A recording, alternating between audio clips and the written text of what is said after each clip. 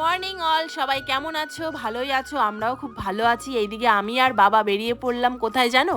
হচ্ছে আমাদের জমিতে। অনেক দিন হলো বাবা জমিতে যায় না, তো আজকে বাবা যাচ্ছে বলে বললাম বাবা আমি তোমার সঙ্গে যাব। তো যাচ্ছি এই কারণেই, বাবা শাক তুলবে আর সেই শাকগুলো আমি বয়ে নিয়ে আসবো, কিন্তু না, বাবা বলছে সাইকেল নিয়ে গেলে ভালো হবে, সাইকেলের কেরিয়ারে সমস্ত কিছু আনা যাবে।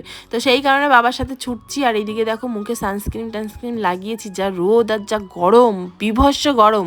তো এইদিকে যাক চলেই আসলাম। তো দেখো এই যে হচ্ছে বর্ডার, তোমরা তো জানো আমরা বর্ডারে থাকি। এইদিকে ব্রিজটার প্রেমে পাগল কিন্তু সবাই।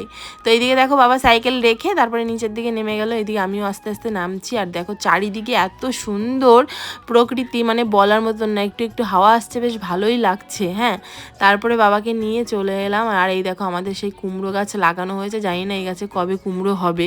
হ্যাঁ, আর এই গাছে কুমড়ো হলে যা মিষ্টি হয় বলার মতন না। তো এইদিকে দেখো এই যে পাট গাছ লাগিয়েছে, কিন্তু এবার পাটটা একদমই ভালো হয়নি, একদমই ভালো হয়নি। আর এর মধ্যে বউ টুকানো শাক পুরো ভর্তি, দেখো এই যে পুরো সবুজ সবুজ, মানে যেগুলো দেখতে পাচ্ছ না, এগুলো সব হচ্ছে বউ টুকানি শাক।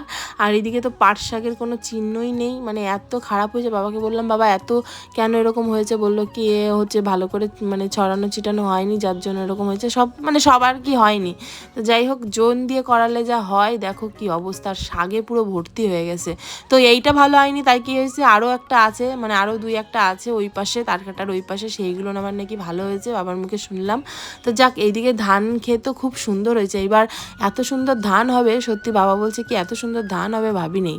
তো এইদিকে দেখো ধান ক্ষেতগুলো কি সুন্দর লাগছে, চারিদিকে সবুজ সবুজ, বেশ ভালোই লাগে। তারপর বাবারে বললাম বাবা একটা কাঁচি নিয়ে আসলে কিন্তু এইগুলো ছাগলের জন্য কাটিয়ে নিয়ে যেতে পারতাম, ছাগলে খেতে পারতো এই যে বড় বড় যে ঘাসগুলো, এইগুলো আবার ছাগল গরু বেশ ভালো খায়। আর বাবা দেখো কোথা দিয়ে যাচ্ছে, আমার তো যাতেই ভয় লাগতেছে, দেখো কি জঙ্গল আমাদের এইখানে, আবার চন্দ্রগোড়া, তারপরে আবার অনেক কিছু থাকে, বাপরে বাপ। তোমরা তো দেখো নাই বন্ধুরা, আমরা দেখেছি অনেক দিনের থেকেই, প্রায় দেখা যেত, প্রায় দেখা যেত। তাই বাবারে বললাম বাবা এইখান দিয়ে না গিয়ে একটু ঘুরে গেলে হতো, বলে আসো তো, আমি থাকতে আবার কিসের ভয়। তো সেই জন্যই বাবার সাহসে সাহসে আমিও সাহস করে চলে গেলাম। দেখো আর এইদিকে দেখছো কি অবস্থা, একটুখানি পরিষ্কার করে রাখলে হয়, এই জোনদের দিয়ে কোনো কিছু করালি সেরকমভাবে পরিষ্কার টরিষ্কার করতেও পারে না, কিচ্ছু পারে না। তো এইদিকে দেখো বাবা নামে গেল হেলেঞ্চা শাক নিতে, যার জন্য আজকে মাঠে আসা। বাবারে বললাম বাবা হেলেঞ্চা শাক কিন্তু তুলবা, কারণ হেলেঞ্চা শাক এই গরমে যদি একটু তরকারি করা যায়, খাতে কিন্তু বিশাল ভালো হবে। তো দেখো বন্ধুরা এই যে গর্তর মধ্যে বাবা এখন যাচ্ছে, এটা কিন্তু নদী, অনেকেই ভাববে কি দেহ দিনই এইটা মনে হয় একটা মানে মাঠ টাট বা জমি টমি হবে, সেই জায়গা দিয়ে কচু গাছ লাগাই রাখিছে, তারপরে গাছপাতা লাগাই রাখছে, কিন্তু না বন্ধুরা, কোনো গাছপাতা হচ্ছে লাগানো হয় নাই, কোনো কচু গাছও লাগানো হয় নাই, পুরো নদী, বড় একখান নদী, এতে কিন্তু ঠাঁই পাওয়াও যায় না। তারপরে দেখো বাবা গেল আর শাক তুলে নিয়ে আসলো, এই যে হেলেঞ্চা শাকের ঝোল রান্না করবো আজকে, দারুণ লাগবে খাতে এই গরমে।